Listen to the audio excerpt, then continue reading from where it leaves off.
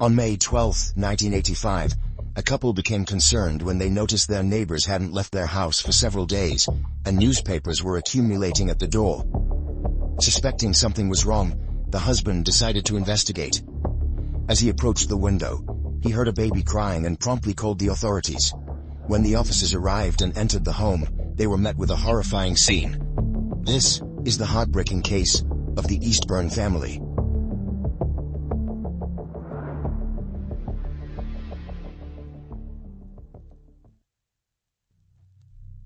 The Eastburn family, a military household, resided in Fayetteville, North Carolina. Gary Eastburn was a captain in the U.S. Air Force. He met Catherine in the 1970s. Their young love blossomed into a lifelong commitment. For the Kansas girl, it seemed like love at first sight. After dating for 5 years, they married. They had 3 beautiful daughters, Cara, Erin, and Jana. Katie was a stay-at-home mom as they moved frequently due to Gary's military career. In 1983, they were stationed at Pope Air Force Base, where Gary served as the air traffic control chief. In May 1985, Gary was training at a squadron's officer school in Montgomery, Alabama, while his family stayed in Fayetteville.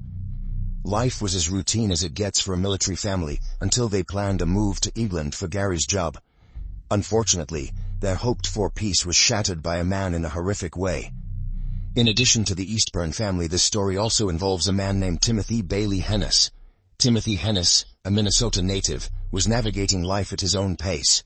Publicly, he appeared as an average man, a blonde head but easily noticeable due to his towering height of over 6 feet. He grew up in Rochester, Minnesota, and graduated from Mayo High School in 1976. Hennis worked in Rochester until he enlisted in the United States Army in 1980. Marking a significant change in his life. He went on to marry Angela, who gave birth to their daughter Christina in 1985. Around the same time, Hennis was employed as a parachute rigger at Fort Bragg. The paths of the Eastburns and Timothy crossed on Tuesday, May 7, 1985, when he responded to an ad Catherine placed in the local paper to rehome their family dog. Due to their upcoming move to London, they couldn't bring the dog and were hopeful to find her a loving new home. Coincidentally, Hennis's family was seeking a dog, as their current one did not get along with their newborn. That Tuesday, Catherine invited Timothy over, and after some conversation, he took the dog to see if she would adapt to his family. By this time, Gary had been at the military base for a few weeks. Over the years they had developed a habit of calling each other every Saturday morning since Gary spent most of his time on base. However, on Saturday, May 11th, Catherine didn't answer Gary's calls. Sensing something was wrong, Gary contacted the Fayetteville Police Department. Officers responded and visited the Eastburn home, but no one answered the door, and the house lights were off. Before leaving, they left a note for Catherine to contact her husband. On Sunday, May the 12th, the Eastburns' neighbors, Sergeant Bob Seafelt and his wife, noticed newspapers piling up outside. Reflecting on the past few days, they realized Catherine's car hadn't been moved. Bob decided to investigate, and although no one answered his knocking or the doorbell, he thought he heard a baby crying inside. So he went home and called the Eastburns' babysitter, who arrived quickly. She looked through the window and saw Jana lying in her crib with her arms outstretched. She tried to enter the house to get the baby, but Bob convinced her to wait for the police. The first officer to arrive opened a window in the baby's room and handed Jana to Bob. He asked the neighbor to wait outside while he searched the house, as there was a strong odor he needed to investigate. Inside, the officer found the lifeless bodies of Catherine and Erin and called for backup.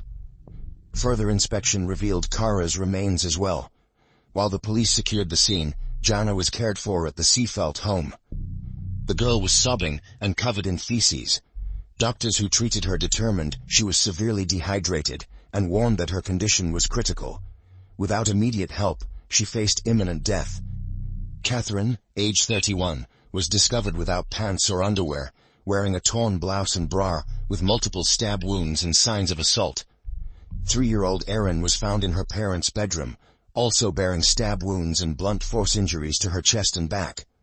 5-year-old Cara was located in her bed, appearing to hide under a blanket, with various chest injuries. All 3 victims had their throats cut. Police established that 2-year-old Jana had been alone in her crib for 3 days, until neighbors found her. When asked later about that night, survivor Jana told a child psychologist she hid because bad men were coming, possibly instructed by her sisters to remain hidden, which might have saved her from harm. Investigators also determined the perpetrator spared Jana's life, as he didn't think there was a risk that she would recognize him. Forensic experts collected samples from both the crime scene and the victims' bodies. Evidence included hair strands, fingerprints, blood traces and seminal fluid, with the latter found during Catherine's examination. Despite the severity of injuries, little blood was found at the scene, yet a luminol test indicated blood had been wiped on walls and in the bathroom. Detective Jack Watts personally contacted Gary to inform him about the tragic events involving his family. When the phone rang in Gary's bedroom, he hoped to hear Catherine's voice, but upon learning it was a detective, he braced for devastating news. The officer instructed Gary to return immediately, without disclosing details over the phone. That evening Gary boarded a plane back to Fayetteville, unsure of what awaited him. Upon arrival, he faced the heartbreaking reality that his wife and 2 daughters had been murdered. However, he found solace in knowing Jana had survived. Gary cooperated fully with detectives despite his deep depression. Initially a suspect, his alibi of being in Alabama weeks prior to the crime quickly cleared him of suspicion. Gary's account highlighted 2 key details that piqued investigators' interest: the advertisement seeking a new home for their dog, and Catherine's visit from a stranger on the 7th. According to Gary, Catherine had mentioned in a letter that a compassionate man had taken their dog, in hopes of integrating it into his family. After obtaining Gary's statement, investigators escorted him home to ascertain any missing items. Gary reported that Catherine's bank card and a piece of paper containing her password were absent.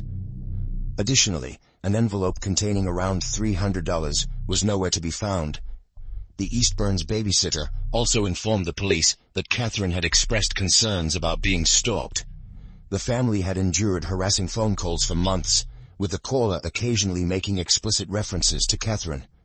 A few days before the tragedy, the babysitter answered a call from a woman named Angela, who was interested in seeing the dog. The babysitter recorded Angela's details for Catherine to return the call. However, the note containing Angela's information was not discovered during the house search. During the investigation into the perpetrator's identity, 20-year-old Patrick Cohn approached investigators with potentially valuable information. Patrick recounted seeing a man leaving the Eastburn residence on the evening of Friday, May 10th, the day authorities believed the tragedy occurred. Patrick recalled that around 3:30 a.m. that Friday, while driving home, he observed a white Chevrolet Chevette parked in the driveway, and witnessed a man exiting the house. Patrick provided a detailed description of the man, noting he was white, tall, with blonde hair, a broad nose, and a mustache. He mentioned the man wore a black jacket and jeans, and was carrying a trash bag at the time. Investigators requested the young man's assistance in creating a composite sketch of the suspect. Subsequently, authorities disseminated the sketch and description of the individual. Additionally, a plea was issued for the man who had responded to Catherine's dog ad to come forward to the police. This appeal had the intended consequence. Timothy Hennis was at home with his wife watching the news when he saw the advertisement. He was stunned to realize that he was the person who had responded to the ad, and bore a striking resemblance to the sketch.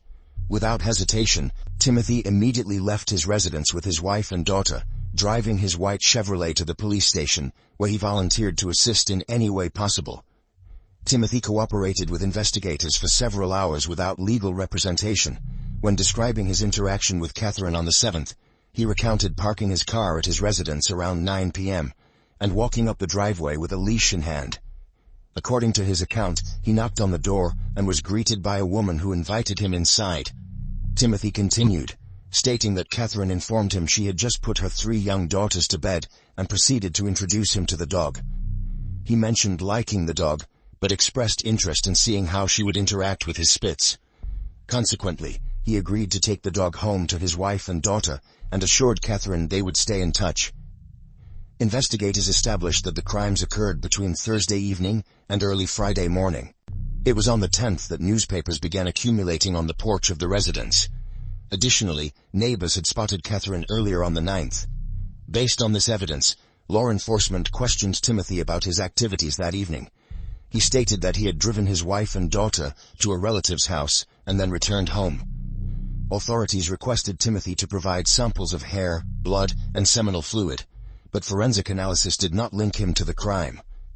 Simultaneously, police prepared a lineup for Patrick, who had identified Timothy from a photograph taken during a previous arrest due to bounced checks.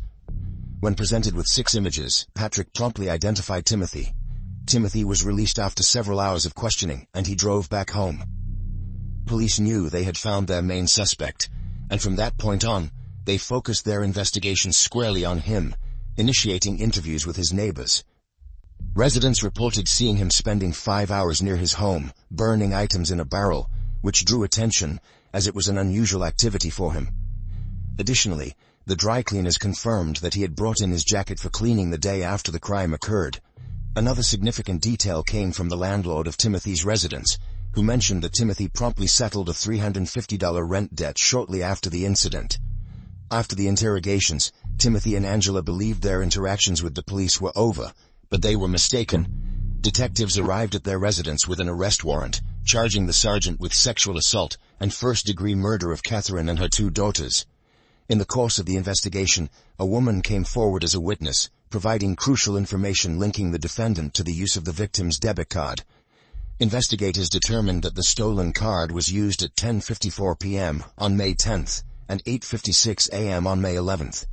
According to the witness, she had used the ATM shortly before seeing a tall blonde man in camouflage pants drive away in a light-colored vehicle. The timing described by the witness aligned with the recorded banking transactions. Detectives connected the $300 cash withdrawal to the previously mentioned overdue rent payment. Timothy retained a prestigious legal team, represented by Gerald Beaver and Billy Richardson, renowned as top attorneys in North Carolina. Prosecutors proposed a plea bargain to Timothy's defense, offering 2 counts of second-degree murder, with a probable sentence of 2 consecutive life terms. He rejected the offer, maintaining his innocence and refusing to plead guilty. The defense strategy aimed to undermine the credibility of a key prosecution witness. They replicated the moment Patrick identified a man as Timothy by revisiting the Eastburn house under similar lighting and weather conditions. However, the witness did not spot the suspect during the reenactment. An unexpected development arose during the site inspection when a neighbor approached them, revealing he had observed a van parked outside the family's residence on the night of the crime. He recalled seeing a white man with short hair, accompanied by companions. A subsequent reenactment with Patrick suggested he might have misidentified the suspect. The defense attorneys then focused on discrediting a prosecution witness, the woman who had initially claimed to have seen the suspect at the ATM. During cross-examination, she recanted her statement, asserting that she had not witnessed anyone there that day. Timothy's first trial commenced in 1986, approximately a year after the triple homicides. The prosecution's case relied on circumstantial evidence, lacking any physical proof linking the sergeant to the murders. One theory proposed was that Timothy's advances towards Catherine were rebuffed, leading to a sexual assault followed by his decision to eliminate her and her daughters to prevent identification.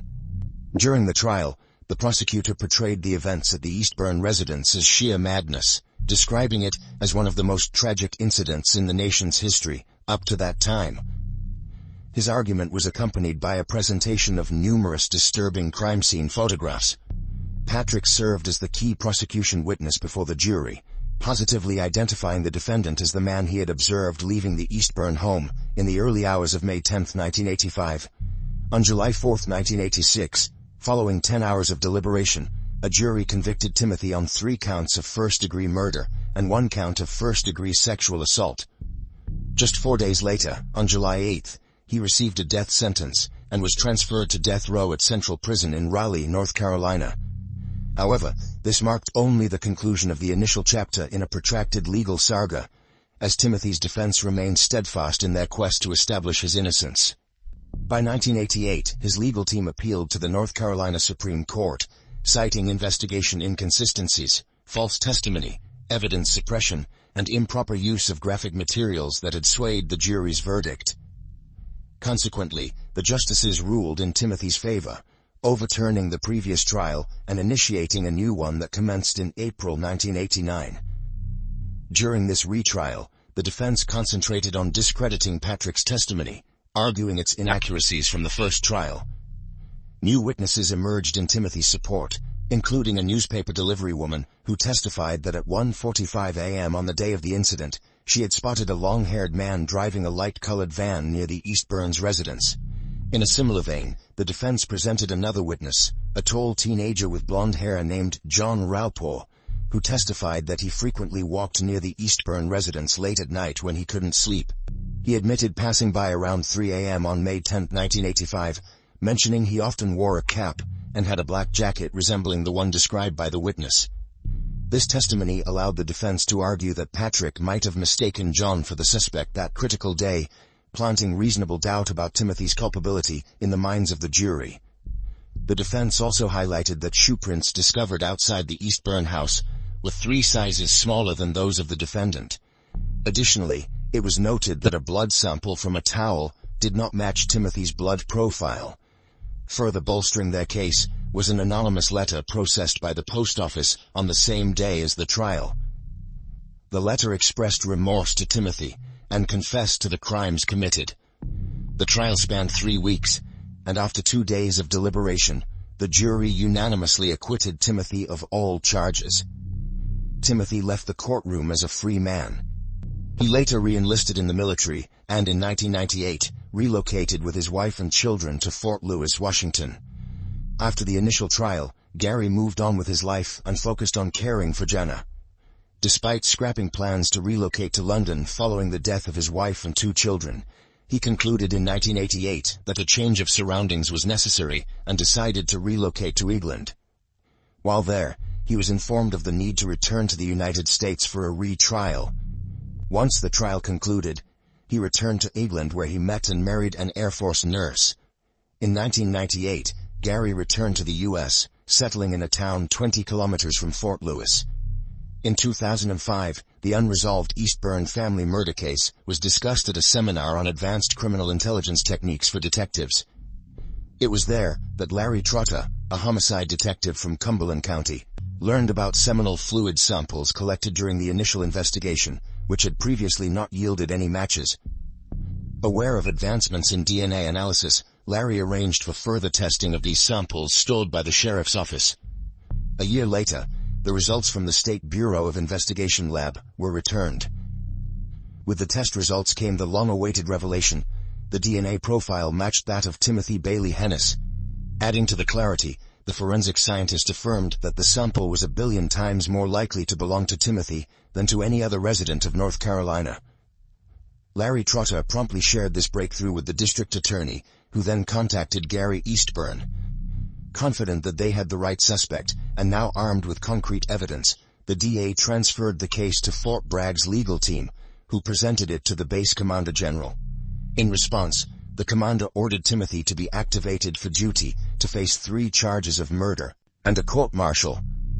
On September 26, 2006, accompanied by a military lawyer, a Fort Bragg CID officer, and 2 police officers, Timothy was formally served a letter directing him to report to base within 30 days. Despite the pending charges, he reported for duty and began working part-time in an office role, receiving regular pay and benefits. In August 2007, the commander of the 16th Airborne Corps ordered Timothy Hennis to stand trial in a court-martial on 3 counts of premeditated murder.